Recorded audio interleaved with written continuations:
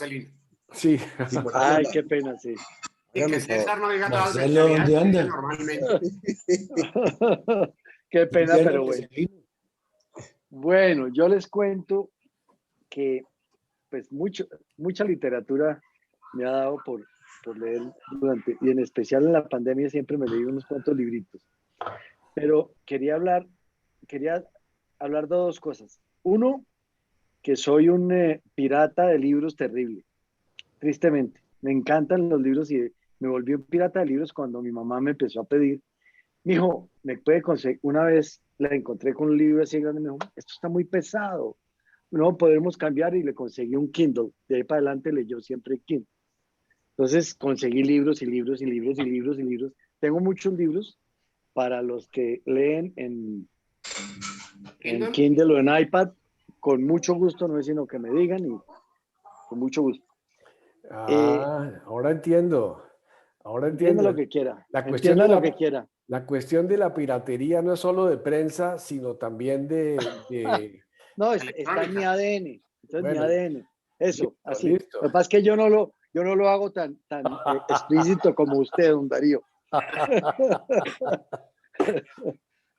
Bueno. Más, sí. Entonces, ahí básicamente lo que, así como para que no, carajo, esto se quedó. Quería hacer Despiértanos eso. A Ya. ver. ¿Quién quiere Entonces, hablar en televisión ahora? como para que don Darío no nos eche tierra, Para dar contexto. para dar contexto.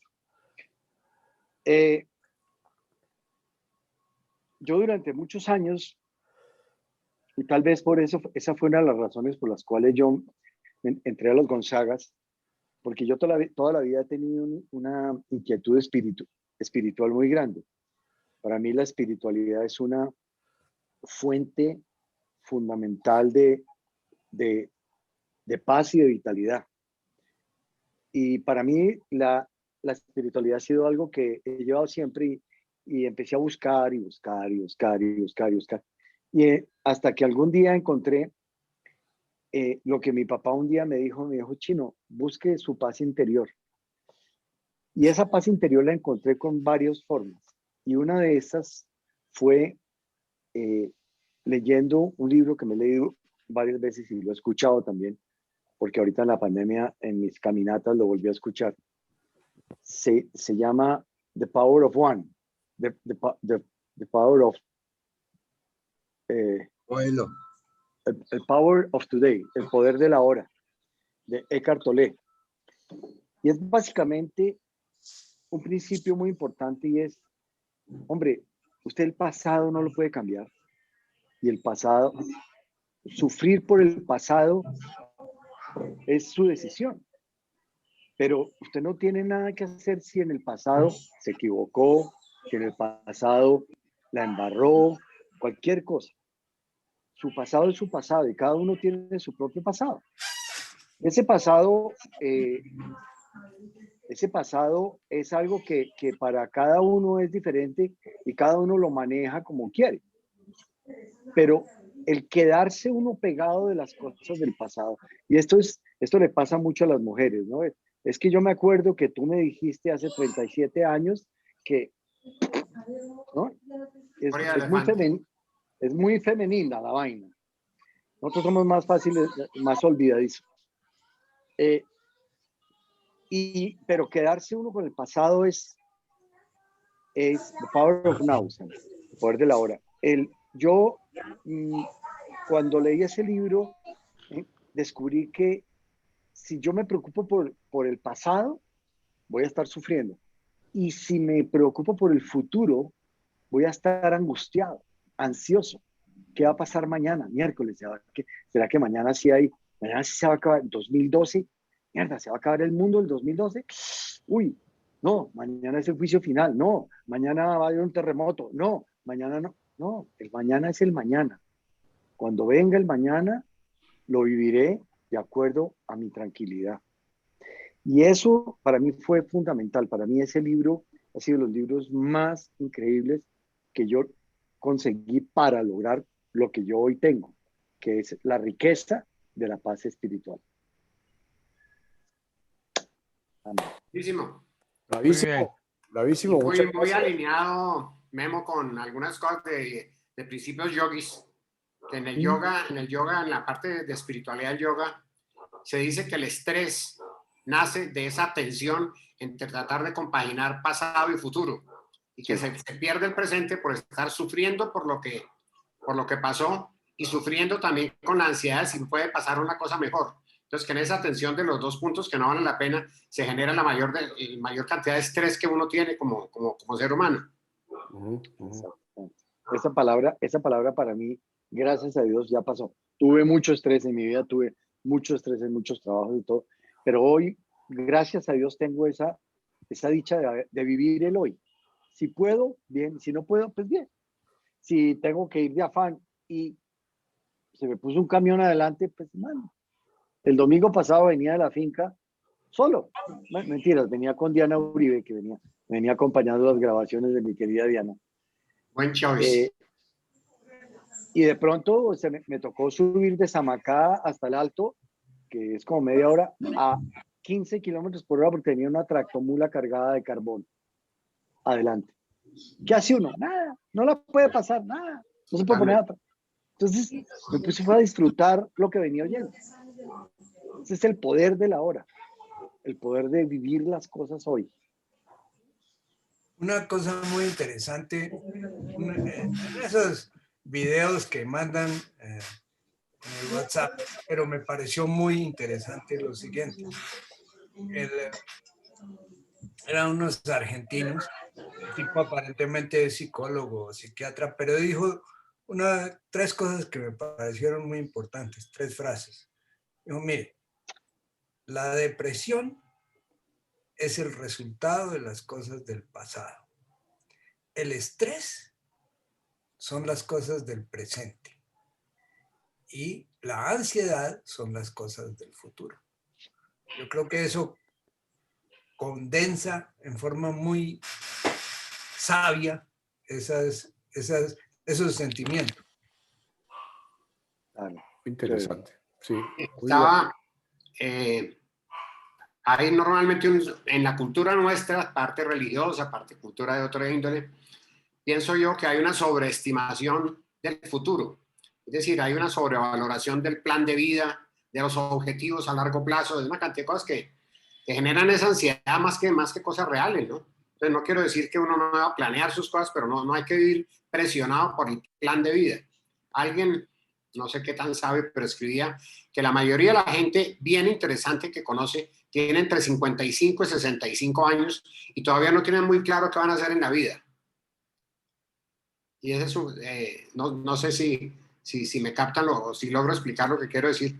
Claro. Que tenemos que tener interés en el futuro, pero no una sobrevaloración de la planeación y del mapa y de la ruta a seguir, porque eso normalmente no pasa y genera más frustración que realidad. Y que es lo único que tenemos, el presente. De acuerdo. Sí. Hay un libro que sugirieron al comienzo de nuestras reuniones, que un libro que se llama Escúchate.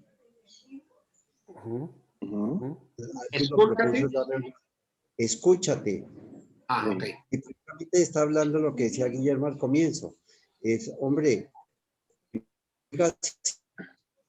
el mundo, ¿sí? En ese río del mundo está el pasado y el futuro. Lo único que tenemos es un presente y un sentimiento fuera aleja uno hasta de toda la mentalidad posible, solamente su sentimiento, su corazón. Eso es lo único que vale para enriquecer la vida personal. El famoso hic et nunc, que llaman los latinos. Y en eso me acuerdo mucho cuando yo estudiaba filosofía en la Javeriana. Guillermo Hoyos, que muchos conocieron, nos hablaba estaba hablando de Husserl y de la epogé trascendental de Husserl. Y a cada palabra, de lo que iba explicando, decía hic et nunc y la importancia del hic et nunc y el hic et nunc. Y dos compañeras estaban un poco perdidas de las laicas, esas bonitas que enamoraron a muchos jesuitas. y le preguntó una a la otra, ¿qué es eso de hic en nunc? Dijo, eso es latín, eso significa ser o no ser.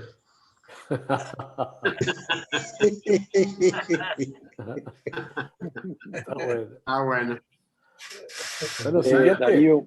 Darío, Sí. para los que llegaron tarde, solamente quería recordarles que mañana tenemos que estar pendientes de la intervención prostática de don Álvaro. Ah, carajo. ¿Lo operan así mañana? ¿De cuál Álvaro? Álvaro Guerra. Álvaro Guerra. Tranquilo, hermano. Ya la mayoría hemos pasado por eso. Y Sí, estoy muy positivo y muy tranquilo y me Gracias, encanta co-host. saber que tengo la energía de ustedes pendiente mañana. Mil gracias. ¿A qué hora es? Hoy esperemos el mañana. A las 7 de la noche. ¿Te van a operar o te van a hacer biopsia o qué? ¿Perdón? ¿Te operan o te hacen biopsia o qué? No, operan. Hasta donde yo sé eso. Láser. Eso es láser, Leo. Ah, perfecto. No, eso les va bien. Pregúntele a Alberto Palacios, a quien ya operaron y está perfectamente bien. Hay varios que ya están operados y no confiesan. Yo también, yo soy de esos. Ahí está, bueno. Muy bien. Darío, Siguiente. ¿me haces co-host? Sí, te hago co-host. Un segundito. Yo quiero mostrarles lo que ofrecí. Pues éxitos para Álvaro. Muchas gracias, César. Estaremos No, pendientes. pues como buena suerte. No, eso ya no es de suerte, eso ya es de un trámite. No, pero a normal. uno sí le... No, cuando no es solo eso, Marcelino. De verdad, uno tiene que tener suerte. Si está en buenas manos, es muy buena suerte. Claro. Y, Ajá. Ah, bueno, ahí que sí. al mejor cocinero se le quema, al mejor panadero se le quema el pan. Así que, pues, ambas cosas. Sí. Ahora, hay que ser Sí. positivo. Eso sí, a la mayoría Sí, de la señor. gente va muy bien. Sí, y gente con experiencia maneja esto. Sí, de acuerdo. No, yo estoy súper tranquilo. Le tengo cierto temor, por así decirlo, más al posoperatorio y a la jartera de los días de las 2 semanas primeras que son hartas, pero de resto no. ¿Quién te va a operar si no es inconveniente? Si no es... Se llama William Quiroga, en la Clínica Nueva. Ajá. No lo conozco, pero debe ser bueno. Sí. No, hay que partir de la base que todos son buenos. Sí, Pues sí. es cierto, la mayoría de la gente es buena. Lo hacen a conciencia. Eso sí. Bueno, Normalmente señores, los pacientes somos los malos. Bueno, pero no. Ahora, hay otra cosa que uno debe llegar a esos sitios, es como, alguien más lo decía antes, es entregado. Uno no puede ahí sino confiar en que todo va a salir bien.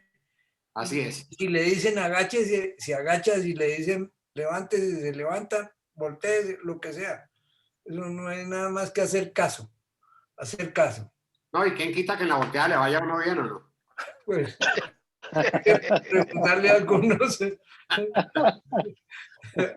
Algunos han sacado experiencias positivas de eso. bueno, muy bien, listo. Solamente quería mostrarles la cantidad de libros que tengo están disponibles para quien quiera. Gracias. Bueno, adelante. Muchas gracias. Next. Bueno, gracias. Álvaro se tenía que ir. Sí, no muy Álvaro pronto, Guerra. pero igual va a estar muy breve y además con la obviedad de mi escogencia no quiero que quede repetido entonces que se friegue el que también pensó en el mismo libro.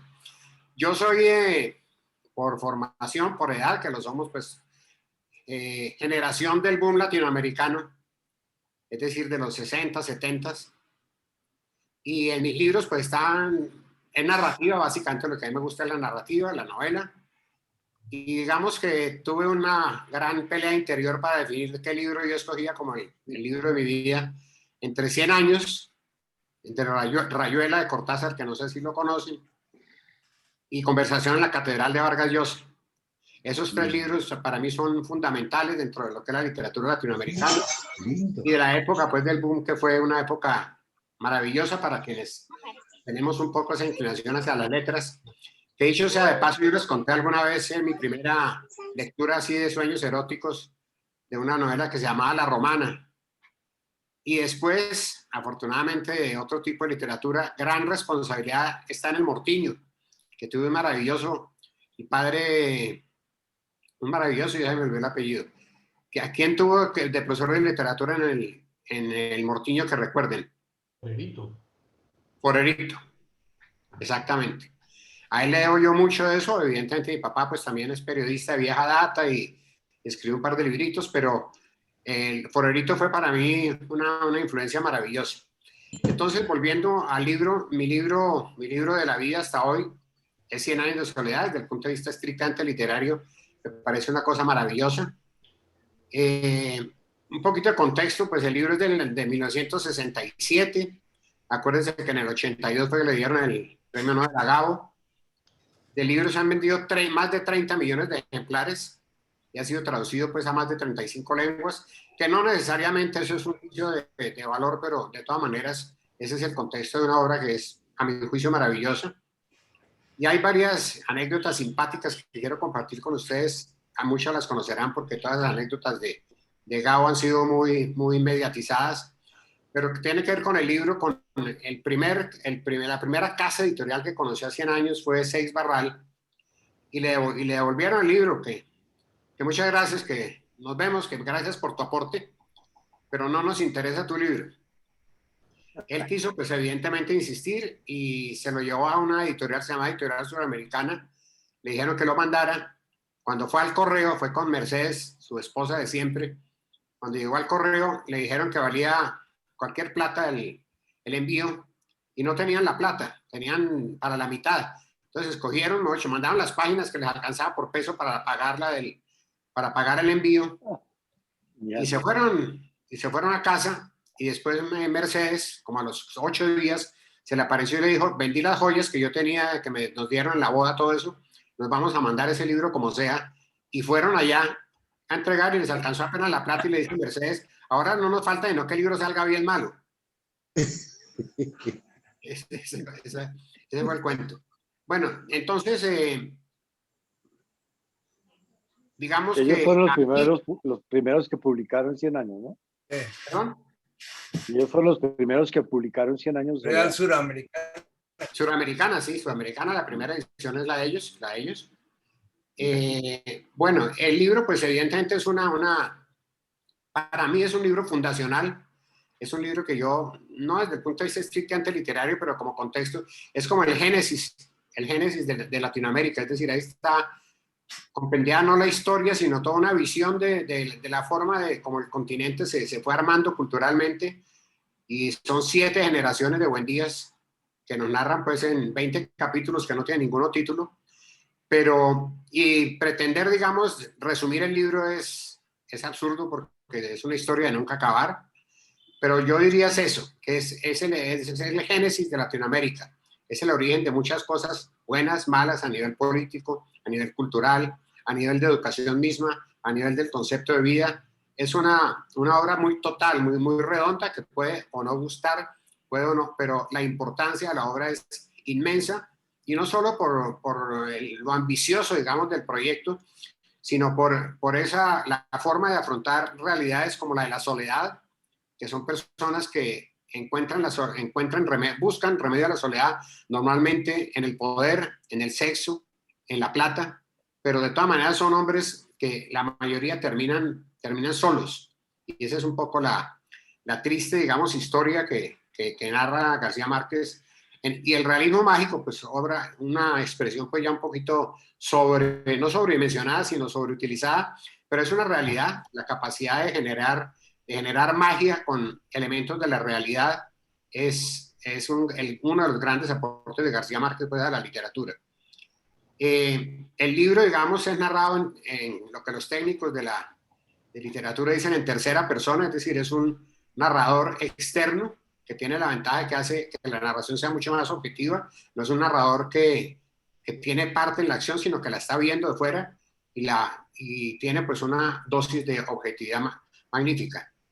Lo otro son 2 cosas inmensas que tienen que ver con el realismo mágico, que es el recurso de la exageración y el recurso de las metáforas.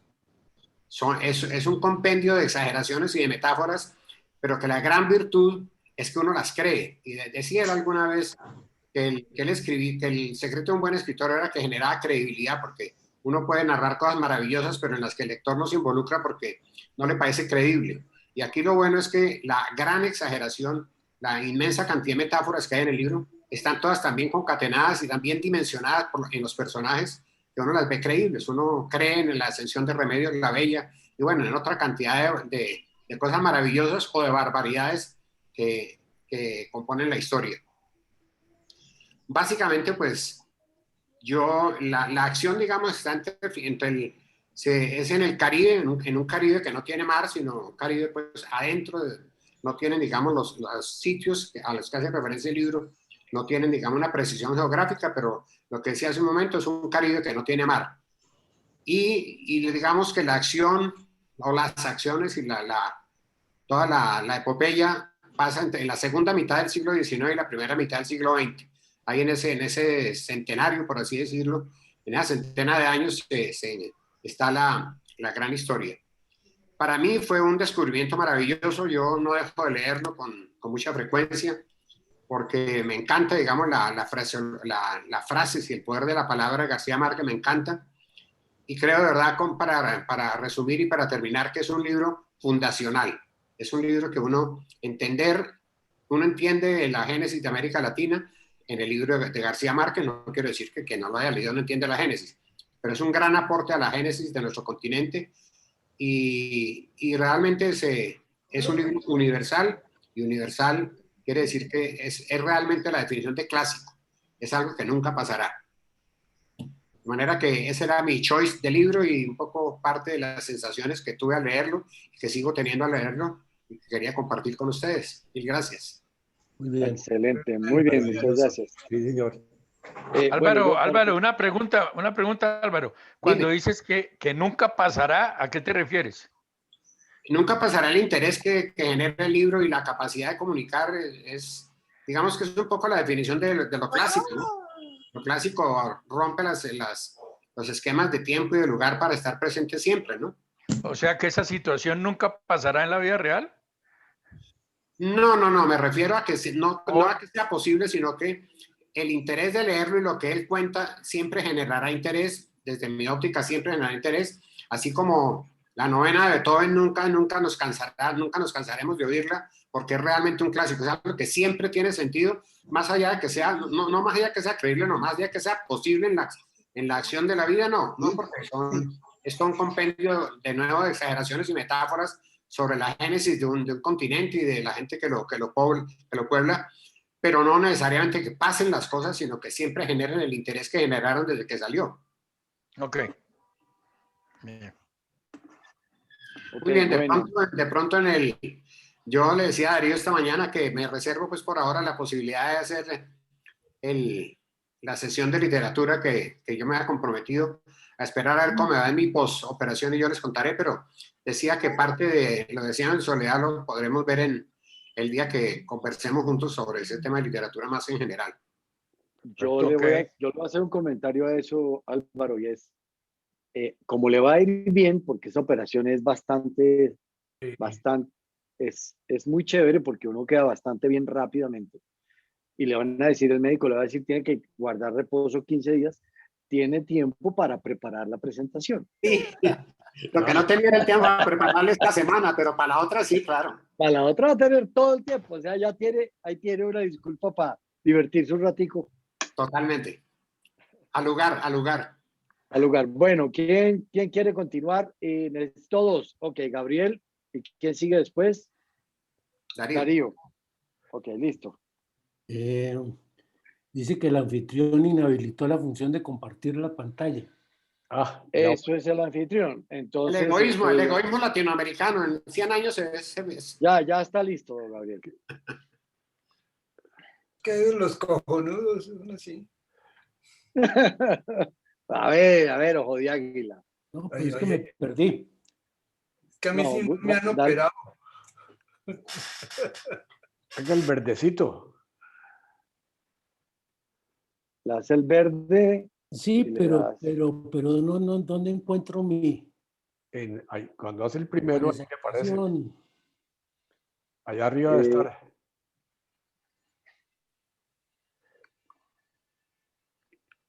¿Tú tienes Mac o PC? ¿Listo? ¿La están viendo o no? No. No, ¿Tú tienes Mac o PC? Mac. Es Ok, ingeniero. entonces dale command tabulador y vete a la presentación.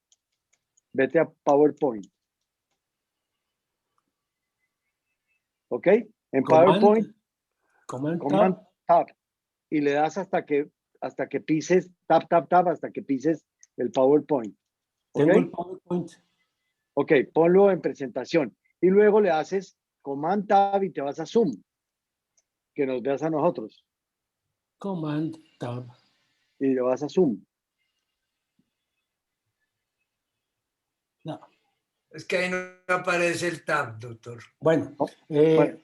la voy a hacer para mí y ustedes vamos comentando. Gabo, mándemela al correo. Yo la presento. Vale. Entonces, PowerPoint, compartir.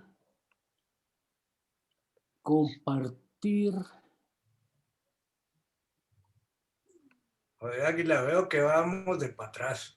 Sí, no sé qué pasó, yo ya lo había hecho en alguna ocasión, pero no me funciona. Suele salir mejor sin la ayuda. Lánzate. Depende.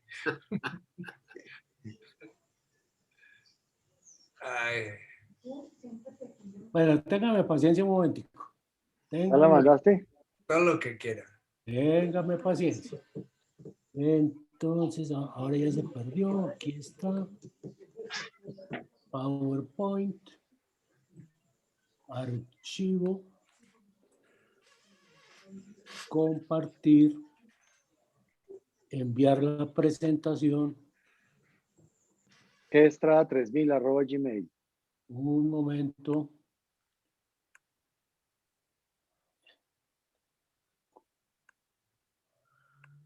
G Estrada 3000 ya listo. @gmail. Se fue.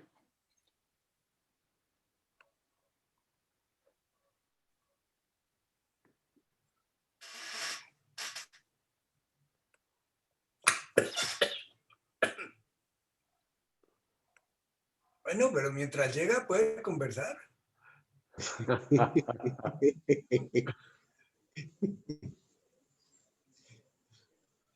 Es que necesita concentración.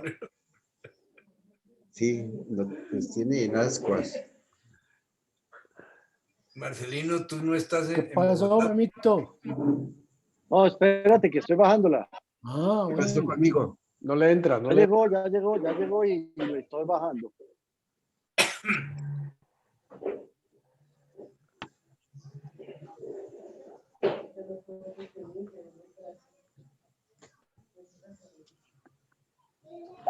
Listo. Bueno, preparé esta presentación para no extenderme demasiado, casi que la voy a leer.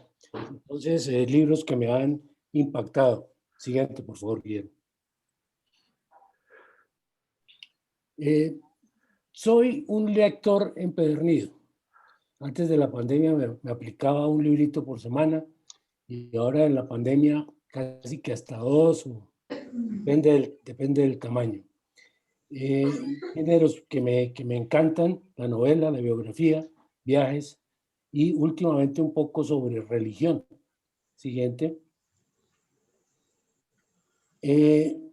Libros que me han impactado, fue muy difícil seleccionarlo, pero escogí 3 temas. El primer libro es Juran y la calidad, escrito por un señor Juran, norteamericano. Yo empecé a leer este libro y me hizo cambiar de profesión porque entendí que la calidad es lo más importante en todas las actividades de la vida. Entonces me dediqué a estudiar eso y a los 50 años me dio por hacer una especialización en ese tema y me dediqué desde el año 2000 en mi trabajo, me dediqué exclusivamente al tema de la calidad y me fue bastante bien, afortunadamente. Segundo libro que me impactó mucho fue El Quijote. Influencia de un colegio español, el Colegio Calasanz de los padres escolapios, y ellos tienen una editorial propia, se llaman Las Escuelas Pías. Y dentro de todo el material que han desarrollado, elaboraron el Quijote graduado para cada uno de los cursos del colegio. Entonces, por ejemplo, yo empecé en el Calasanz en cuarto elemental y ya había un librito donde 100 páginas, por decir algo, de las cuales unas 50 eran ilustraciones, y era el tema de la clase de lectura, que en los españoles era muy, muy importante. Igual había una edición para quinto más avanzada, para primero bachillerato, y entonces me fueron llevando a emocionarme con el tema del Quijote y terminé leyéndolo pues en su edición completa. Y este libro fue el que me desde esa época me dio la necesidad de leer permanentemente. Y el tercer libro que me ha impactado se llama Fe Cristiana Razonada. Creo que se llama así. El autor NPI. ¿Saben qué quiere decir NPI? No puedo informarle. Ni puta idea. No puedo informarle. No poseo información. Ni poca idea. Siguiente, por favor, Guillermo. ¿Cómo llegué yo a este libro? Es una anécdota curiosa. Yo estaba en Fort Lauderdale, ya estaba de regreso para Colombia, y mi hijo, que vivía en Canadá, supo que yo andaba por Estados Unidos y me dijo: papá, pues ya que has avanzado como 4 horas de camino, ¿por qué no te vienes y estás unos días con nosotros? Me mandó el pasaje, entonces me fui para Calgary, que queda en la costa oeste de Canadá, en un vuelo de 7 horas. En el Carajal, sí. Sí. Y pues me senté en el puesto que me asignaron y miré en el bolsillo que hay donde se guardan las revistas y eso, y me encontré un pedazo de libro. Un pedazo, ¿por qué? Porque no tenía carátula, empezaba como en la página 30 y terminaba por ahí en la página 100, pero no, el libro no terminaba. O sea, alguien lo arrancó y lo dejó ahí. Bueno, yo lo cogí por curiosidad y empecé a leer y me entusiasmé. Y le dediqué casi las 7 horas del viaje a leerme ese libro. Y ese librito, pues lo conservé hasta el año 2013, porque así como llegó, se fue. En ese año tuvimos un trasteo de casa a un apartamento más pequeño y yo salí a trabajar y María Clara me preguntó: ¿qué vamos a hacer con este reguero de libros? Eran 3 estantes de libros. Entonces yo ya había averiguado que en la cárcel del Buen Pastor estaban empezando una biblioteca. Entonces le dije: sí, mandemos todas las novelas, mejor dicho, guárdame únicamente todo lo que es de técnica, de la parte técnica y la parte calidad.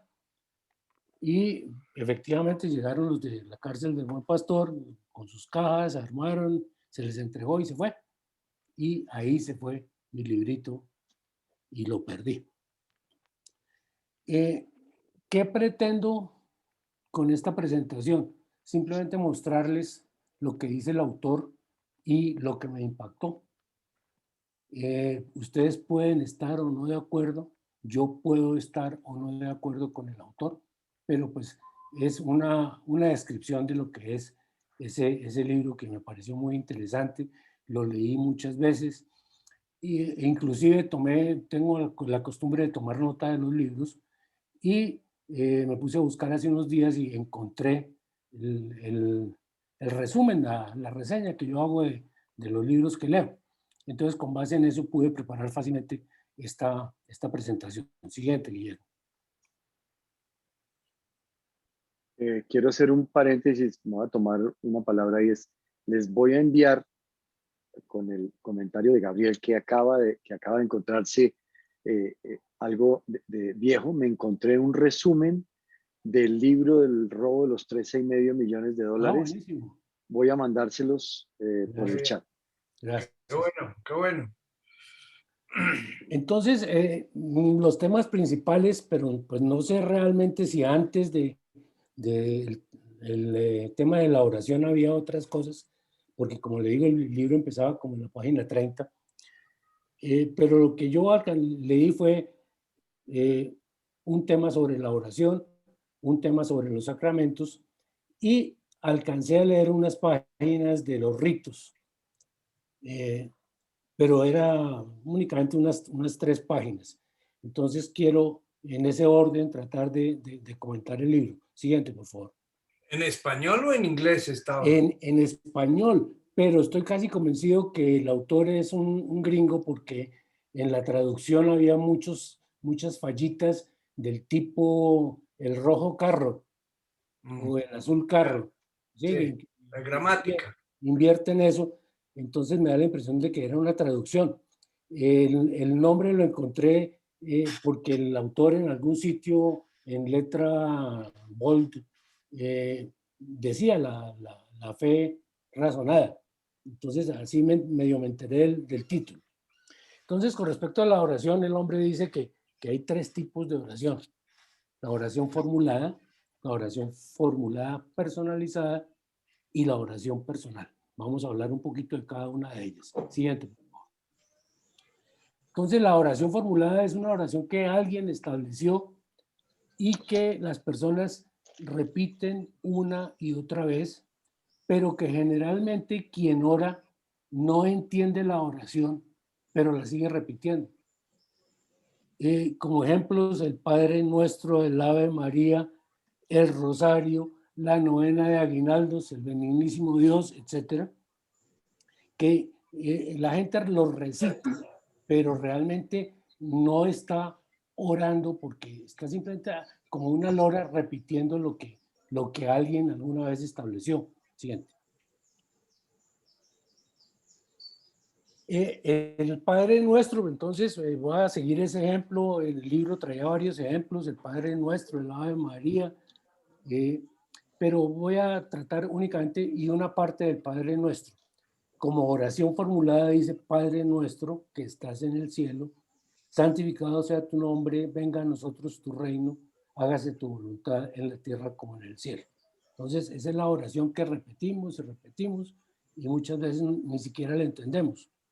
Entonces el autor empieza a desglosar cada palabra o cada frase. Por ejemplo, dice Padre Nuestro. El comentario que hace es, si usted está rezando en nombre propio, usted no es representante de nadie, entonces es Padre mío, que estás en el cielo. Pues es cierto en parte y no, porque está en el cielo y está en todas partes y está dentro de mí. Santificado sea tu nombre. El autor se pregunta, ¿santificar lo que es santo por excelencia? ¿Santificar un nombre?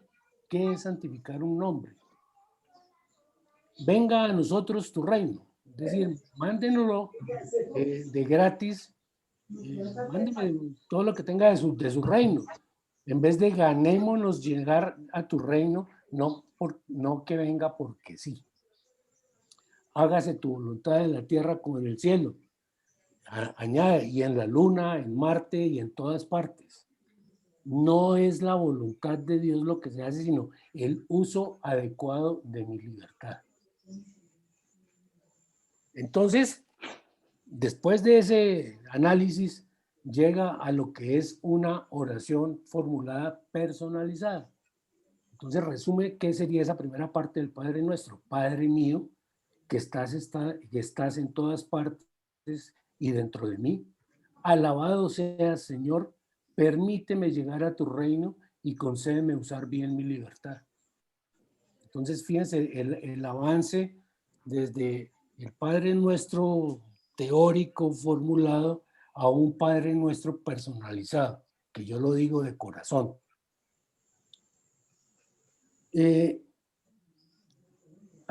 Después de la siguiente fase de los que nos estamos perfeccionando en la oración es después de haber pasado de la fórmula a la personalizada, llegar a una oración personal, una oración personal que no tenga que ver con ninguna fórmula establecida.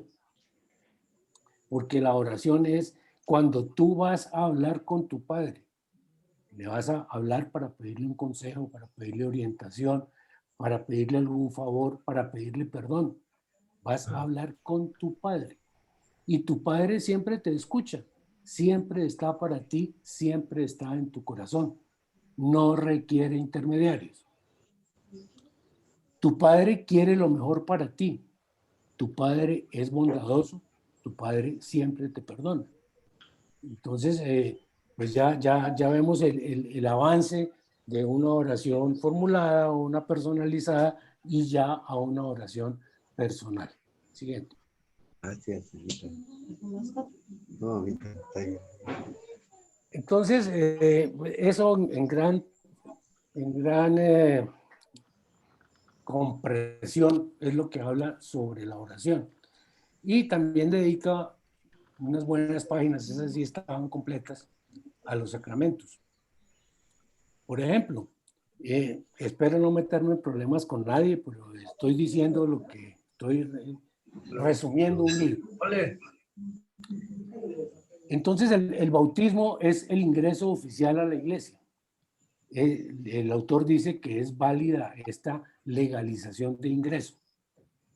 Y se pregunta por qué nos bautizaron siendo bebés. Por tradición, siempre en la familia los niños hay que bautizarlos antes de los 3 meses. Porque si el bebé se moría se iba al limbo. Resulta que el limbo no existe. Y tercero, para borrar el pecado original.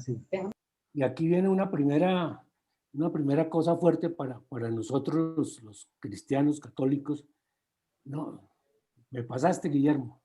No, perdón. No, estás bien, estás bien. Dios no puede crear nada imperfecto. Dios todo lo que hace es perfecto. Y además el hombre fue creado a su imagen y semejanza.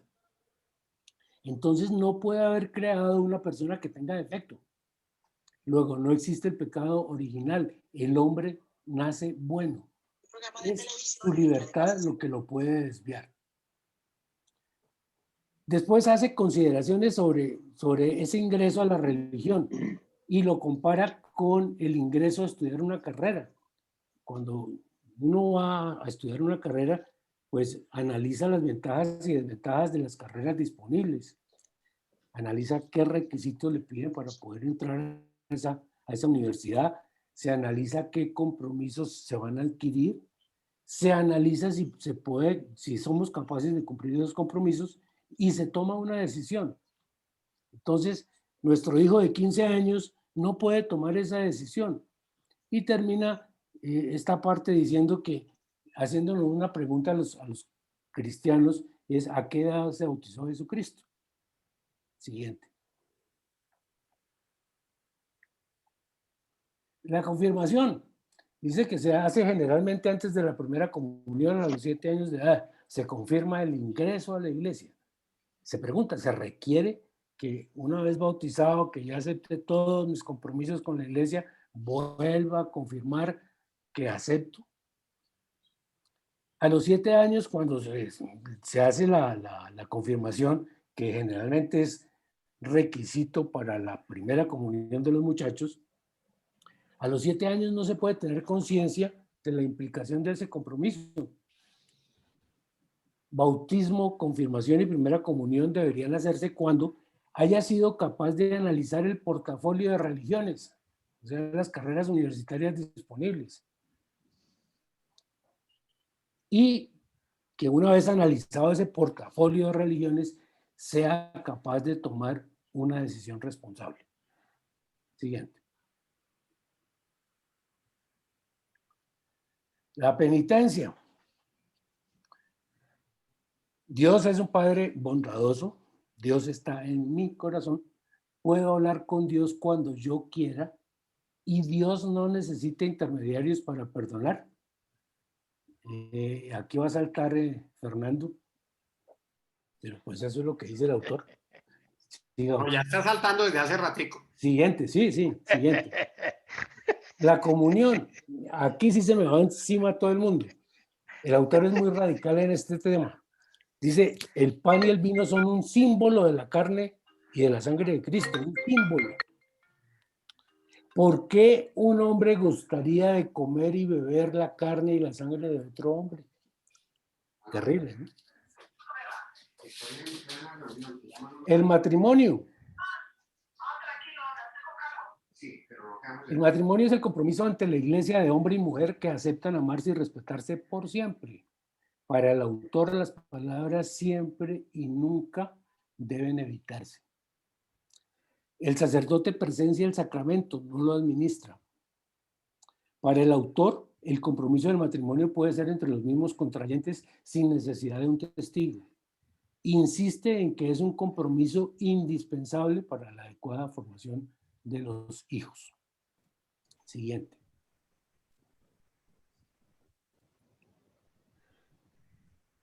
¿Por qué me impactó el libro? Porque entendí e interioricé en una forma indeleble que Dios es mi Padre, que es un Padre que me escucha, que está en cualquier parte, especialmente conmigo, que es un Padre bondadoso a quien debo pedirle que me ayude a usar adecuadamente mi libertad. Esa es la presentación del libro que más me impactó. Buenísima, muy bien, Gabriel. Muy interesante. Muy bien. Muy bueno. Aquí tengo que dar un par de agradecimientos. El uno es a Gonzalo Amaya, que fue quien me estuvo orientando en materia de lectura sobre la religión cristiana. Y también a Reinaldo Pareja, quien también me ha facilitado 3 libros sobre la religión Bahá'í. Y es interesante que la religión Bahá'í comparte muchos de los temas que propone el libro que comenté. Ya. Muy bueno, gracias. Muy bueno. Bueno, sigue Darío. ¿Quién va después de Darío? Perdón, una anécdota. Listo, Marcelino. A lo de Gabriel, ¿sí? Adelante, Ferdi. Hay un libro. No se oye. ¿Se oye? ¿Se oye? No, se está oyendo mal. Ay, linda sea. Hay que acercarte. No, acércate un poquito más. Acércate un tris. Acércate más y más, pero mucho más. Un minuto, porque es que aquí hay un problema. A ver, ¿me oyen ahí? Sí. Sí. Ok.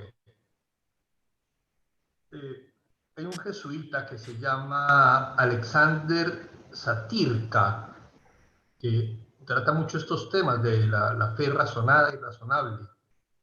No creo que sea el mismo autor de ese libro que has presentado, porque pues obviamente los conceptos sobre todo de comunión y de esto pues, son discutibles. Sí. Pero puede ser interesante porque da muchas conferencias y habla mucho de esto de comprender y de aterrizar todas las dimensiones de la fe. Era simplemente esa anécdota. Satirka. Satirka con Z. Satirga. Satir, Z-A-T, Y de yuca, R-K de kilo, A, Satirka. Ah, ok, listo. Alexander con X. Sí, y quiero complementar también, hay un libro que se llama Misquoting Jesus, o lo que Jesús no dijo, que de Bart Ehrman. Es un tema, hace unos temas muy, muy interesantes sobre qué pasó, o una serie de temas sobre lo que se dice en la Biblia y lo que Jesús vivió. Es bien interesante. ¿Cómo se llama el libro? Lo que Jesús no dijo, de Bart Ehrman. Ehrman. Deletréalo, por favor. Te lo muestro. Misquoting Jesus. ¿Tú lo tienes?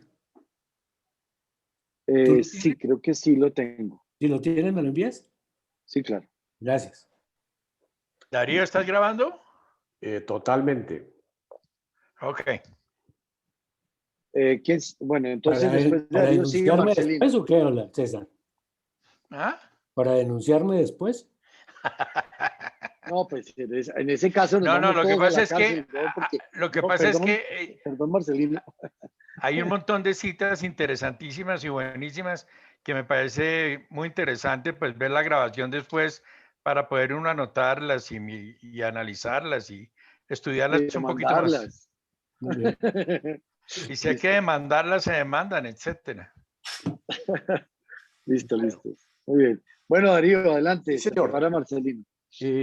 Lo que yo quería contarles es que primero yo no soy un lector ávido. Yo no aprendí a ser buen lector cuando era joven. Entré a la Compañía de Jesús y claro, había que leer mucha cosa.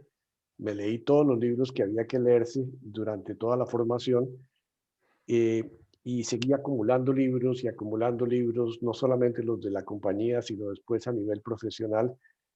Y hace un par de años que nos estábamos mudando de mi casa, bueno, me llevé los libros de los jesuitas, me los llevé para mi casa, eran como 10 cajas, después las llevé a la biblioteca, voló a Brasil, voló de vuelta a Colombia, voló de vuelta a Miami, y aquí llevo 20 años armé un estudio con una biblioteca total, y después de muchos años de estar en esto, y nos pasamos para este apartamento y fui a mirar los libros y la mayoría estaban con moho, etcétera.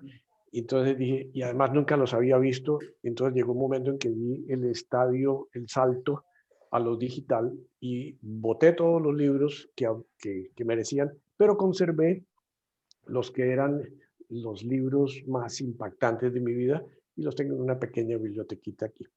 Les quiero hablar de un libro que me impactó y que cambió mi vida. Ustedes me conocieron cuando yo era Gonzaga y rezaba y todas las cosas, jesuita, hacía humanidades, juniorado, y de juniorado salía magisterio y gran trabajo con jóvenes, toda la historia que ustedes me oyeron a nivel de mi trabajo con dinámicas de grupo, etcétera, pero poco lectura.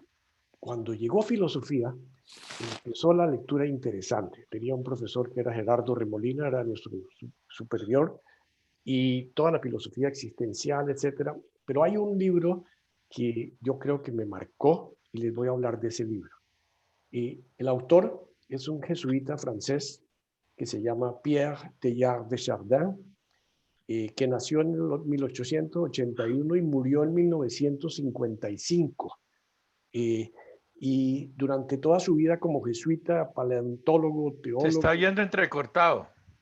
durante toda la vida de él, ¿me oye mejor? Sí, perfecto.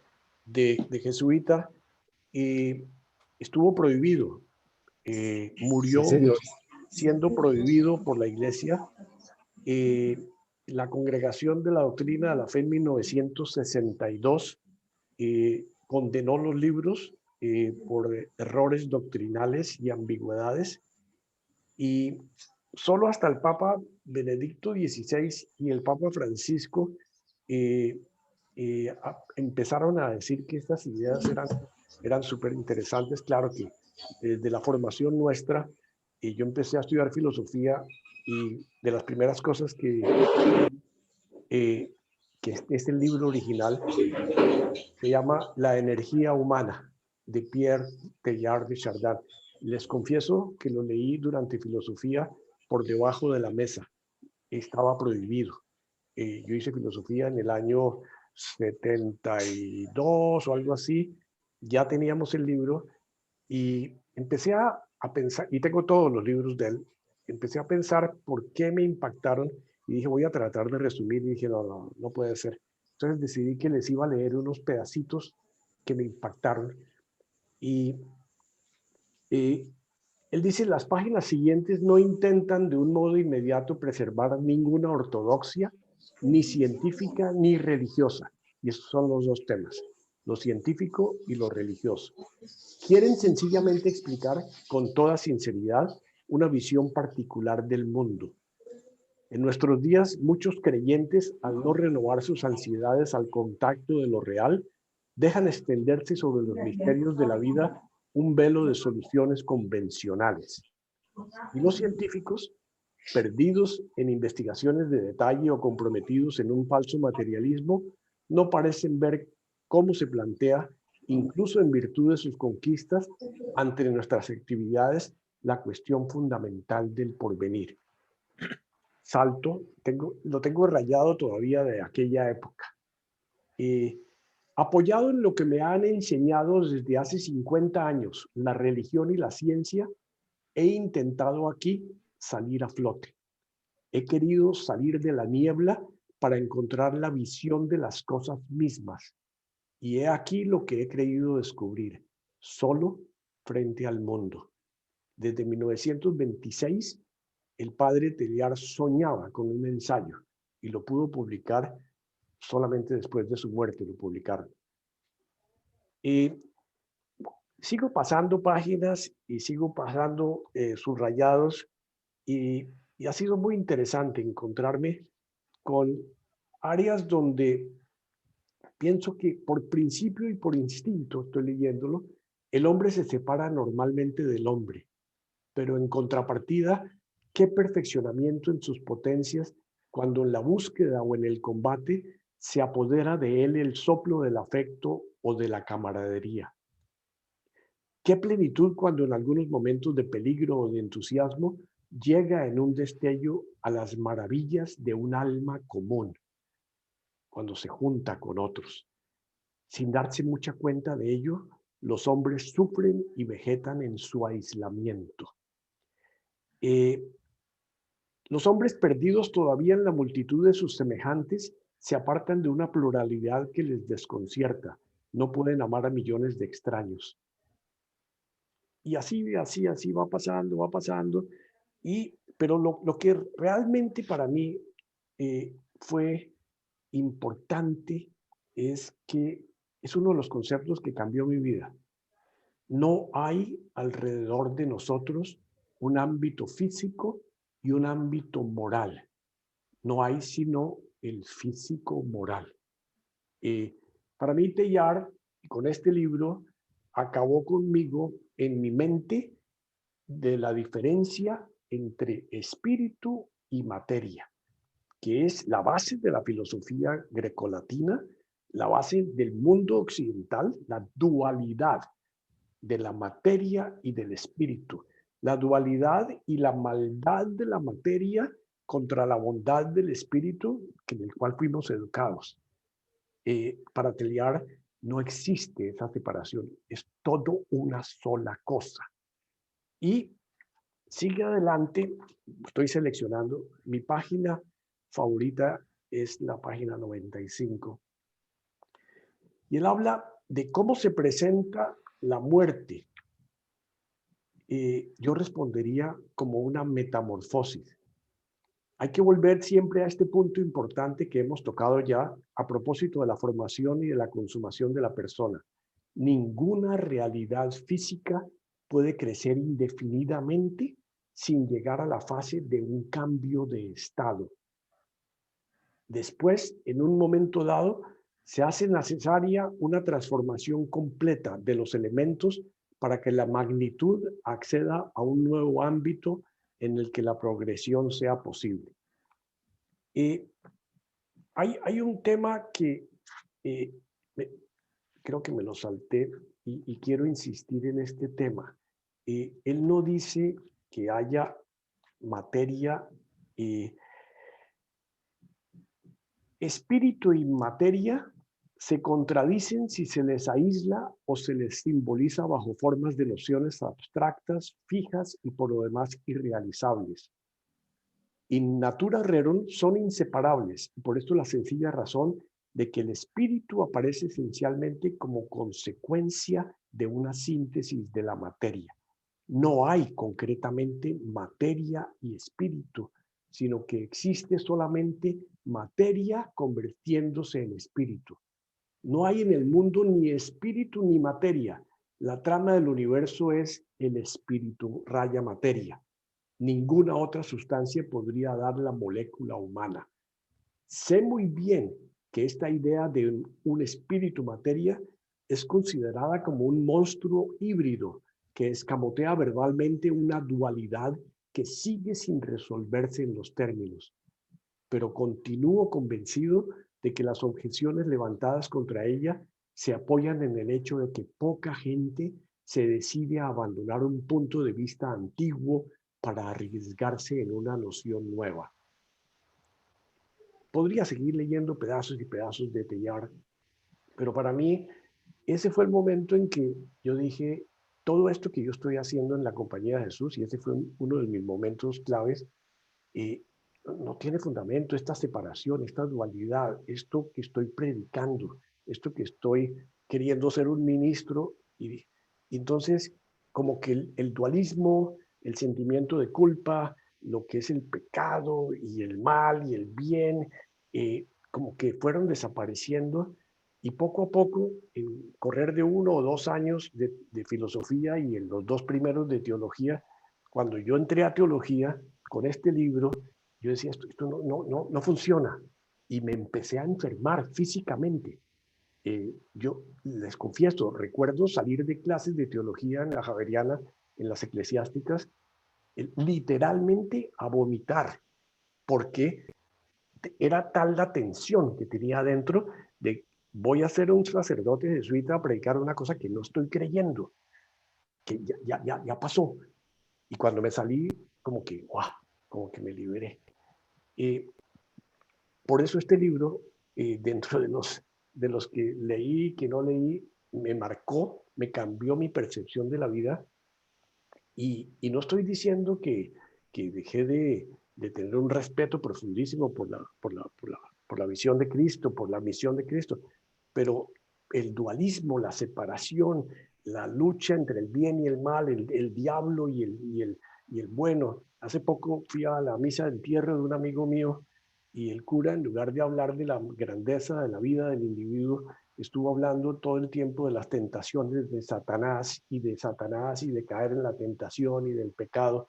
Y llegó un momento, era por Facebook, y era mi amigo el que debería hablar durante la homilía, y decidí mandar un mensaje en el chat, pero no se lo mandé a todo el mundo, sino que lo mandé directamente a la parroquia, diciéndole qué oportunidad de hablar de la bondad humana y que siguieran hablando de una cosa tan absolutamente trasnochada como era la pelea entre Satanás y el mundo del bien.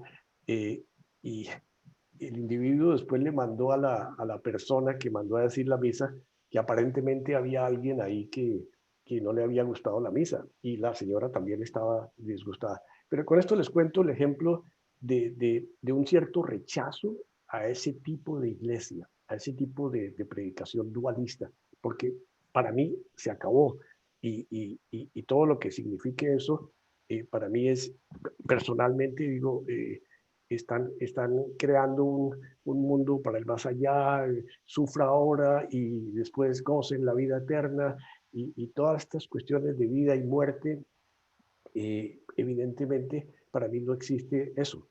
Hay una transformación, hay una continuación de la evolución, hay lo puede llamar resurrección, lo puede llamar lo que quiera, pero es la misma energía que se transforma y que no desaparece.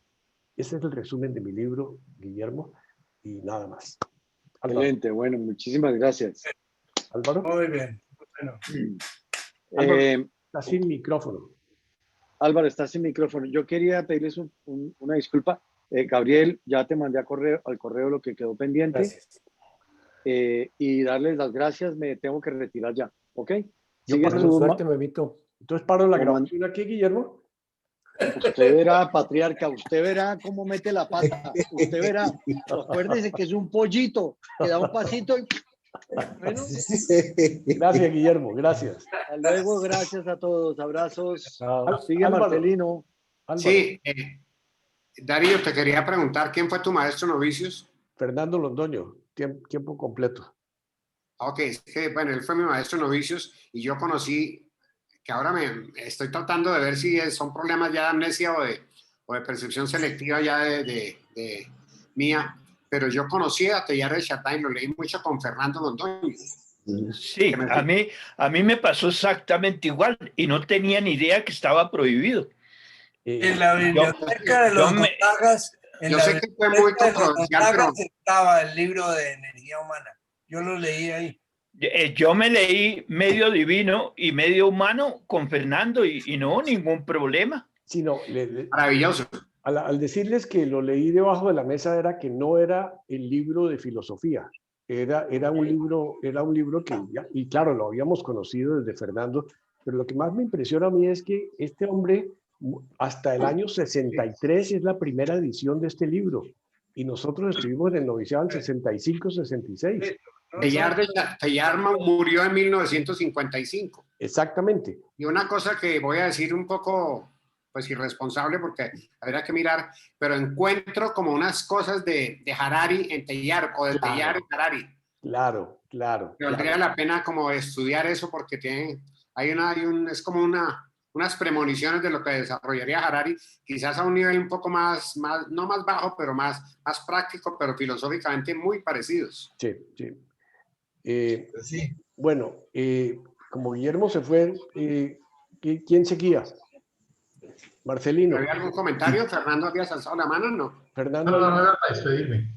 Ok. ¿Te vas también? No, despedirme de Guillermo. Adelante, Marcelo, entonces.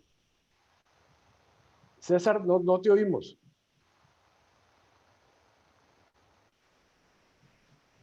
Que yo tenía una pregunta antes, sí. Porque creo que de todos los que estamos acá, a excepción de Marcelino, tal vez, son ex jesuitas. No, y Gabriel tampoco fue jesuita. Yo tampoco. Y Leonidas tampoco, correcto. No, entonces, vale mi pregunta y ratifico lo que dice Leonidas. Yo también me acuerdo de Teilhard en los Gonzagas. Claro. Y lo leía ya, pero la verdad, mi comprensión de lectura no es tan grande como la que manifiestan ustedes, entonces pues no entendía demasiado el tema. Pero mi pregunta iba a lo siguiente, y de pronto va más hacia Fernando, es ¿por qué tenían prohibido, aunque Daniel y alguien más dijo que no, la lectura, y por qué les prohibían a los jesuitas leer a Teilhard de Chardin? No, pero Darío no dijo eso. No, yo lo que digo es que en el 62, y esto lo saco de Wikipedia, en 1962 la Congregación de la Doctrina de la Fe condenó los libros por ambigüedades y errores doctrinales. Entonces, al estar condenados, no pueden estar en la biblioteca de la Compañía de Jesús. Eso es lo que se llamaba. Pero eso no quiere decir que no los puedan leer. No.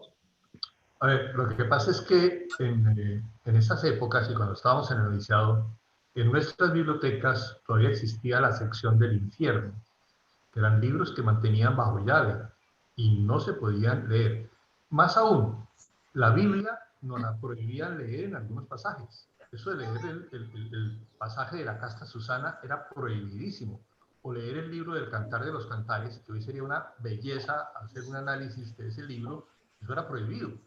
No sé si ustedes, venerables ex jesuitas, se acuerdan del asunto, sí. pero era el tiempo así. Con Teilhard, pues el problema no era que prohibieran leer a Teilhard. Teilhard estaba entre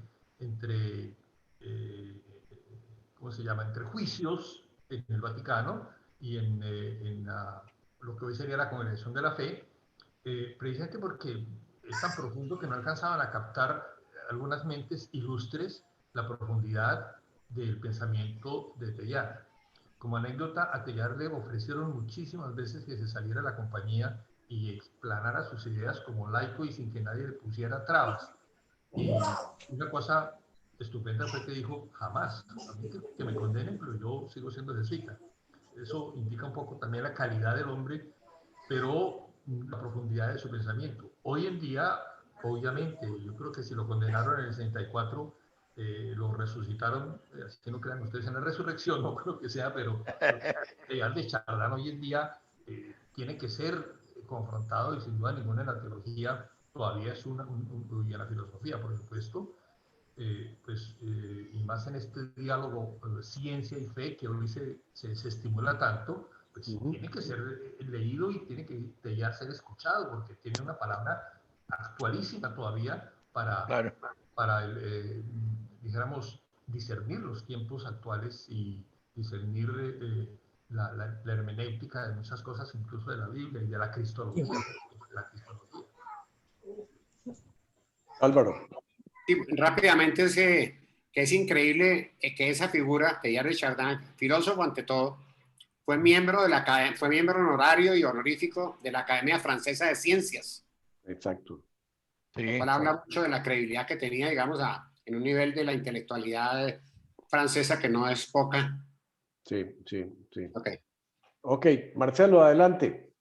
A ver, refiriéndome a lo mismo para después continuar con lo mío, les comento que en mi época, cuando estuve en la ACU, el director era el padre Raúl Méndez, que acaba de llegar de hacer una doctorado en filosofía en la Sorbona.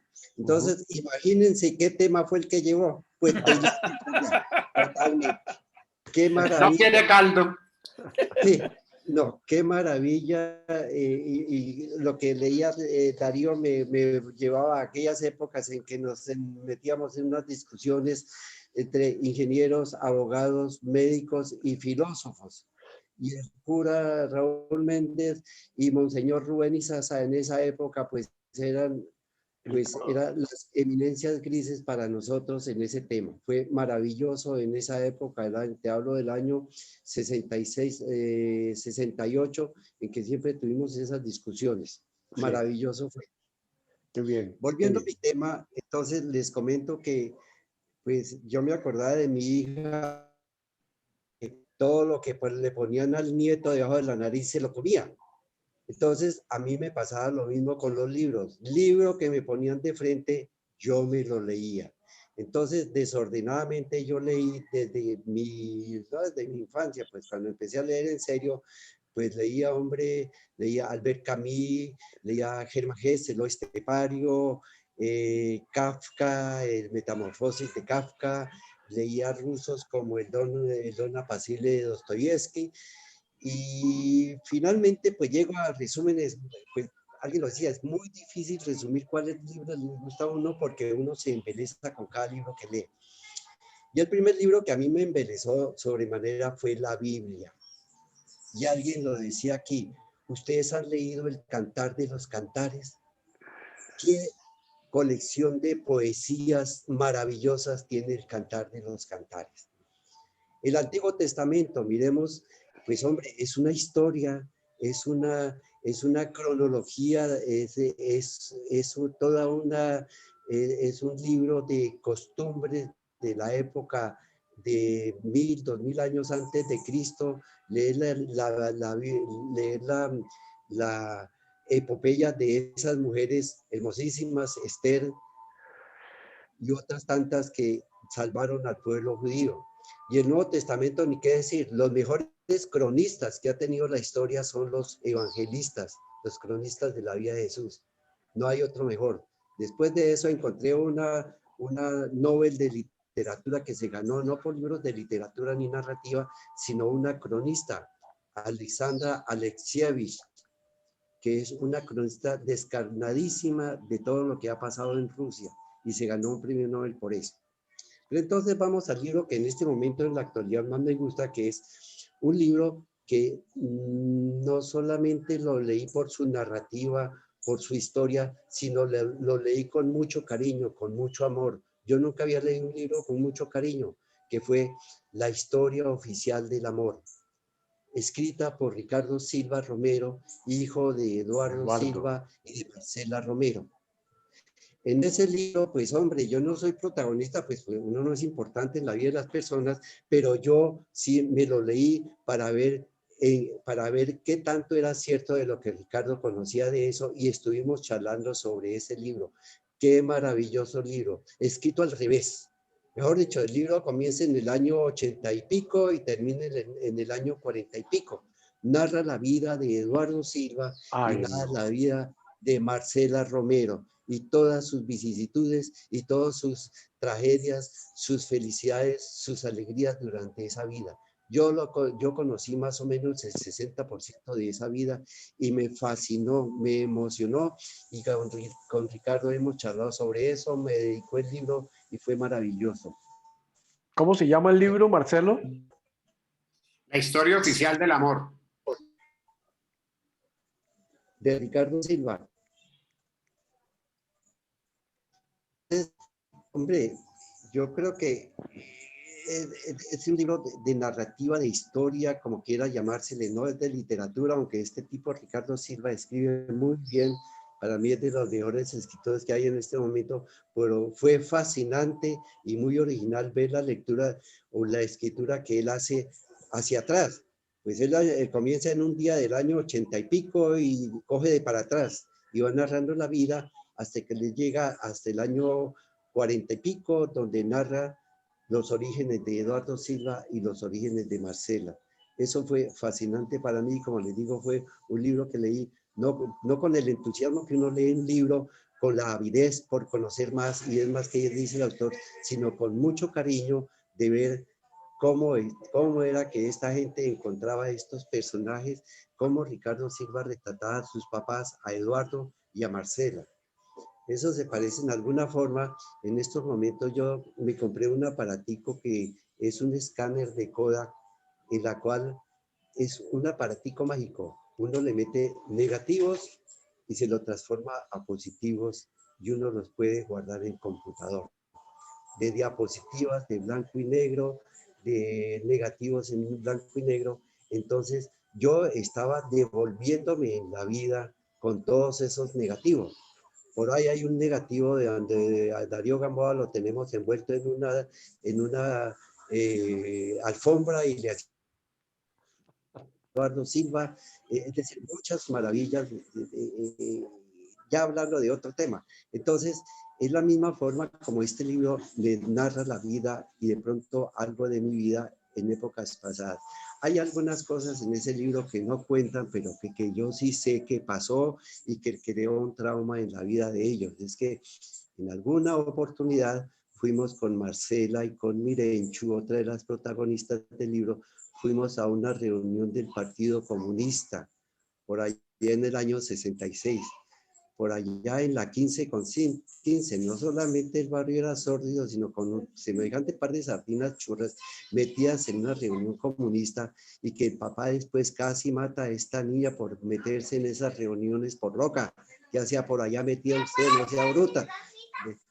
Entonces, pues con eso les cuento una partecita del libro, una parte de la vida de Marcela que no salió en el libro y que nadie conocía. Marcela metida en una reunión del Partido Comunista.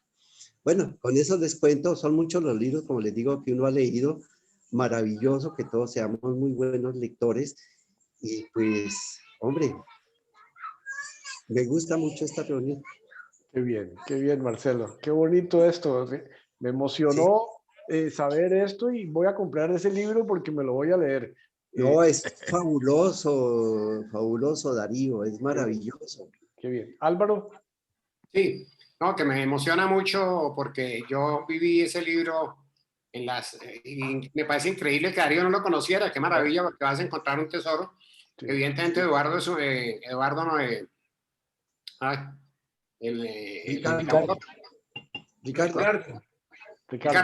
Ricardo es una persona controversial, sé que genera resistencias y afectos, pero es una persona, a mi juicio, maravillosa, es una muy buena persona y yo tengo una buena relación, pero quería, hablando del libro, él para la pandemia tuvo una idea, no sé si de marketing o de qué, pero le salió como de marketing y fue maravilloso, de convocar como no sé cuántos capítulos tiene el libro, a una lectura diaria de un capítulo durante, eso fue como un mes más o menos, sí, en que algunos artistas, gente intelectuales de colombianos y artistas colombianos leyeron cada noche el libro en vivo por internet y fue maravilloso, sí, sí. Fue todo un hit. Eso, nos reuníamos todas las noches a las 9 de la noche a oír a alguien que leyera ese libro y había gente maravillosa leyendo ese libro, sobre todo unas actrices que le ponían la voz del momento. No, eso fue sublime, eso fue por ahí, fue en marzo, hace un año exactamente. Sí, en el comienzo de la pandemia y ya como cuñita de hermanos, mi hija Carolina tuvo el placer y el orgullo de leer una noche uno de los... Ella leyó un capítulo en alguna Oye, noche, sí, señor. Una pregunta, ¿eso estará grabado? Es muy posible. Está en YouTube, eso está en YouTube, sí señor. Ah, está chévere, ¿cómo llamará? Ricardo Silva o si no se llama la Gran Vía, porque el edificio donde ellos vivieron fue la Gran Vía, en la calle 100 de la carrera séptima. Pues ya me dieron la fórmula, no hay que comprar el libro, hay que oír la lectura de la grabación. Claro, hay que oír la lectura. Fascinante esa lectura, sí señor. Muy buena, hay gente maravillosa ahí. Perfecto. Sí, señor. ¿Quién es el siguiente? Estamos con 4:30. ¿Ustedes creen que vale la pena parar aquí y dejar a los que quedan para la próxima? Porque es que, a ver, Fernando no ha hecho su libro, Daniel tampoco, Leonidas tampoco, César tampoco. Tenemos 4 para la próxima, por lo menos de este grupo. Sí. O terminamos, no sé. Ustedes... Yo creo que es mejor terminar y mirar con calma nosotros. Muy interesante, muy bueno. Yo adhiero a esa ¿A cuál? Sí, señor. proposición de terminar ahora, Bueno. porque es decir, esto da para muy buenas reflexiones, Excelente. no solo desde el punto de vista literario. Darío, si algún día para el grupo es interesante, que entiendo pues que puedan no estar de acuerdo, pero si es interesante para el grupo, podríamos tener una pequeña charla un día de sesión con Ricardo. Con Ricardo, sí señor. Estoy seguro que hay cosas de la vida de Eduardo y todo eso que él le emocionará mucho compartirla con nosotros, con ustedes que fueron tan amigos de Eduardo, ¿no? Clarísimo. Pues imagínate que yo conozco a Eduardo Silva desde que yo estoy en cuarto de bachillerato, porque yo estudié con un hermano de él e iba a estudiar a la casa de él. Entonces ahí conocí a Eduardo Silva. Entonces imagínate, eso hace ya más de 50 años. De las cosas que yo todavía me resisto es a no tener a Eduardo Silva todos los días tomando tinto y hablando cualquier pendejada. Es pura sabiduría. ¿sí? Tipo, pues Eduardo Silva murió hace 5 años. Sí. Entonces, todavía no me resisto a que esté muerto. Qué barbaridad. Yo siempre creí como que El amor en los tiempos del cólera podía ser el libro más tierno que se hubiera escrito en Colombia, y realmente leyendo a Ricardo en la historia oficial del amor, se van a penaltis, como diría César. Qué maravilla, qué maravilla. Bueno, ¿quién quiere seguir? Adelante. Pero vamos a terminar. Vamos a terminar. Terminar es no seguir presentando libros. ¿Vamos a seguir presentando libros o dejamos para la próxima? No, lo que yo propuse es que suspendiéramos la sesión y dejáramos lo que faltan para hacerlo con calma y con comentarios en la próxima. Eso. Creo lo mismo. Que si no estoy, pues lo veré después, pero... Bueno, listo. ¿Cómo que no estoy?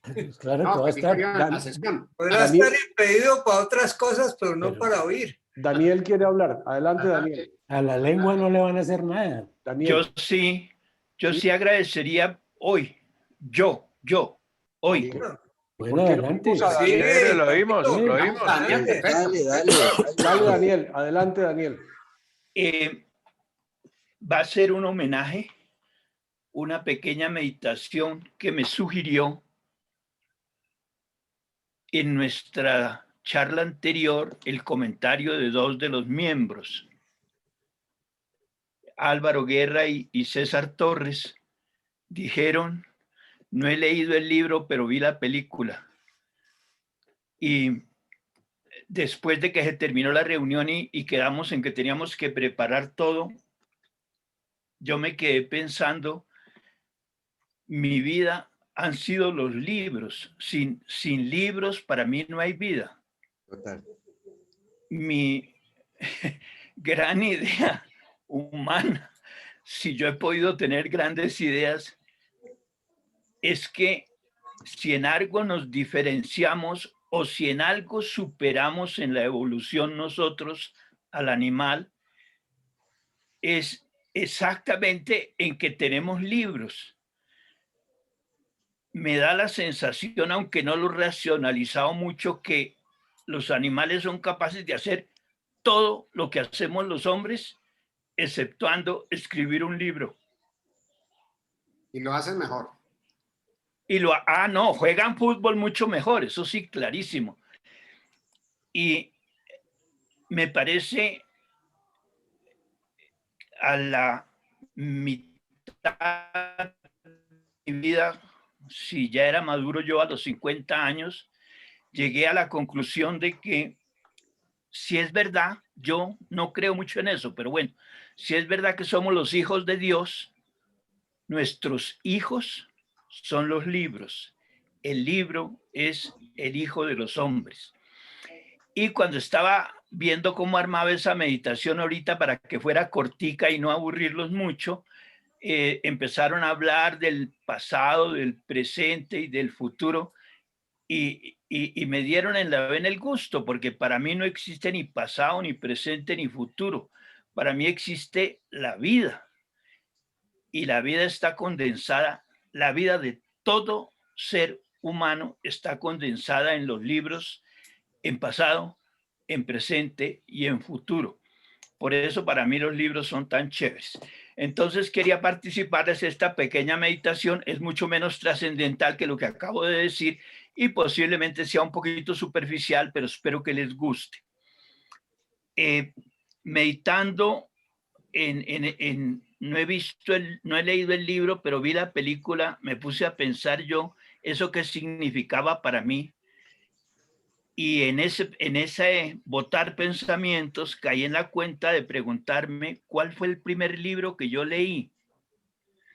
Y me acordé que cuando tenía por ahí 12 años, era segundo de bachillerato, el profesor de literatura, que era el profesor Correa, me acuerdo, me marcó mucho, nos obligó a cada alumno en el salón, él nos daba la preceptiva literaria, y nos obligó a cada uno en el salón a llevar un libro y hacer una biblioteca en el salón.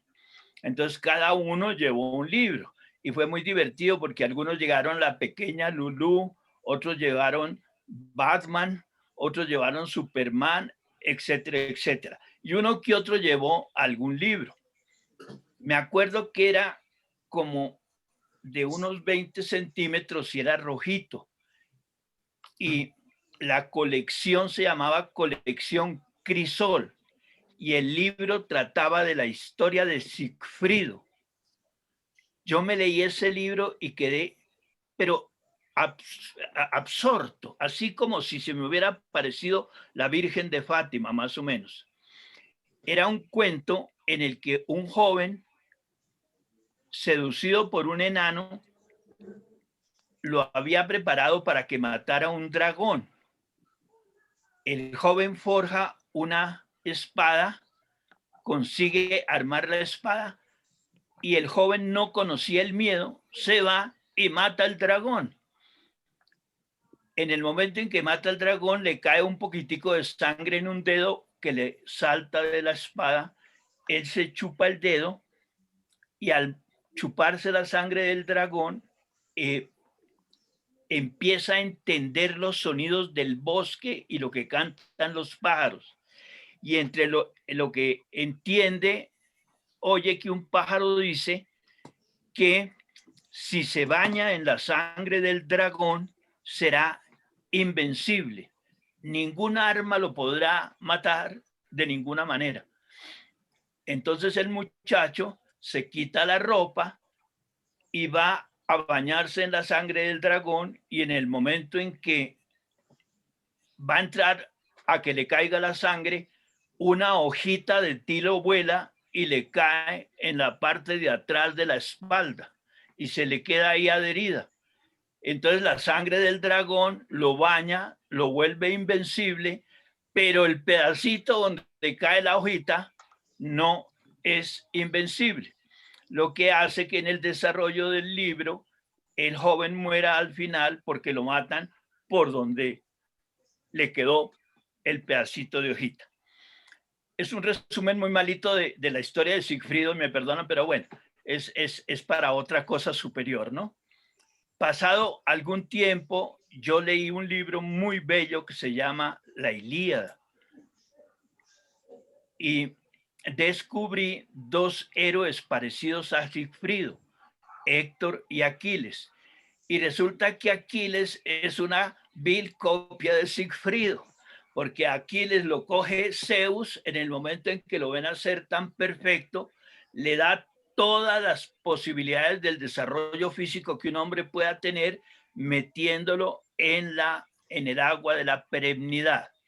Y Aquiles se convierte en un hombre que es invencible por todas partes, menos por donde lo agarró Zeus y lo metió al agua, y en el talón Aquiles la lleva. como ustedes se dan cuenta, son cuentos muy divertidos de la mente universal. Pasado algún tiempo de vida, descubrí yo que existía dentro de nuestro imaginario juvenil un tipo que se llamaba Superman, que era completamente inverosímil y nadie lo podía matar y nadie lo podía atacar, excepto si le daban un poquitico de kriptonita, y etcétera, etcétera.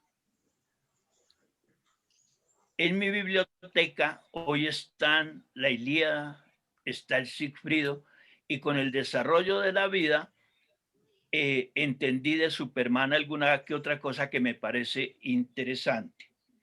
Pero lo más divertido es que en el desarrollo de la vida, eso que son libros se han convertido en cosas muy bellas.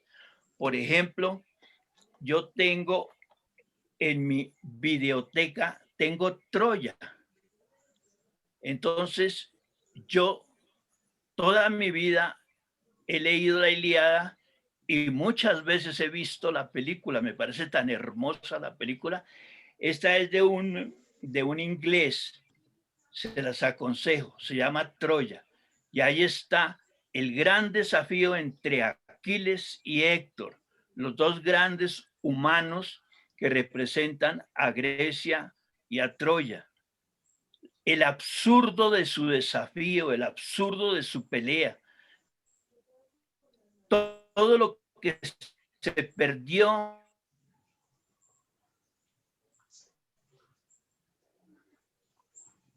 Tenemos problema con internet. Se congeló. Se congeló. Le revela.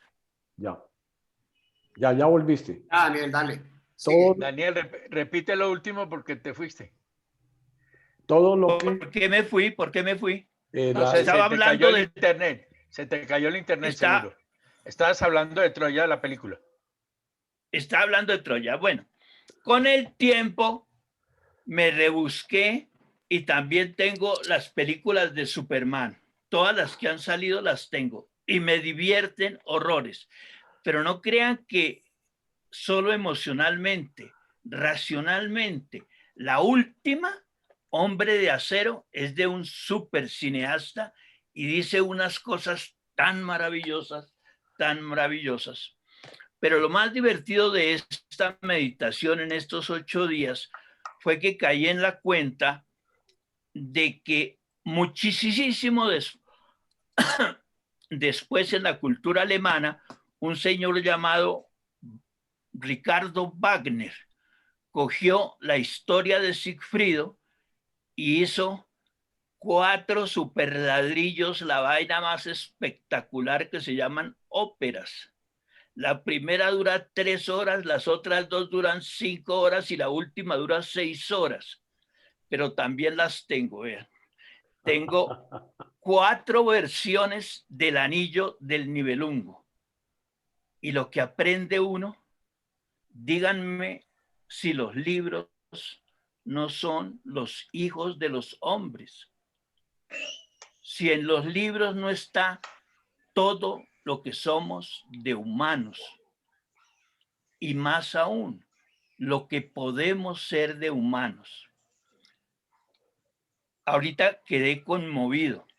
Si algo me falta en la vida, son 2 amigos de juventud, Eduardo Silva y Álvaro Umaña. Y fíjense en que me lo acaban de comprobar. No existe pasado, ni presente, ni futuro. Nos leemos el librito. Yo a Ricardo no lo quiero mucho. Ricardo es muy distinto de Eduardo, Total, pero es un sí. gran tipo. ¿Quién va a negar que Ricardo es un berraco sensacional? Y puedo volver a tener a Eduardo con solo leerme unas paginitas del libro. No existe ni el pasado, ni el presente, ni el y existen los libros. Excelente, Daniel, qué maravilla. Qué maravilla, qué cierre tan espectacular acabamos de tener del día de hoy. De verdad, Daniel, buenísimo. creo que entonces quedamos así listos para que Leonidas, César y Ferdi, por lo menos por ahora, y los que sigan además para la próxima semana. ¿Listos? Sí, perfecto. Entonces, una feliz noche para Muchas todos. gracias, buenísimas para todos. Buenísima Abrazo a reunión, todos. los felicito. Excelente, muy buena. Gracias, gracias. César, Chao, dime. para César, usted me recomendó una serie, Resurrección. Lo que no Sí. fue capaz de decirme es que son 450 capítulos. Y ya voy en el 15 y no sé qué hacer. Porque eso no se le hace a los amigos. Pero está emocionado, pero le ha Bueno, gustado. pero divídalos por semanas. Sí, sí. 52 semanas. Qué bien, qué 52 bien. semanas tiene un año, así que Y tranquilo. les ¿no? Pero-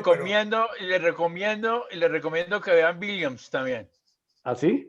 Sí, No, vale, ya- vale la pena, vale la A pena. usted no creo le yo. creo nada ya, mano. Hasta Esa no es luego. tan larga, esa no es tan larga. Chao, chao. Chao, gracias. Chao, Adiós. bye. Álvaro.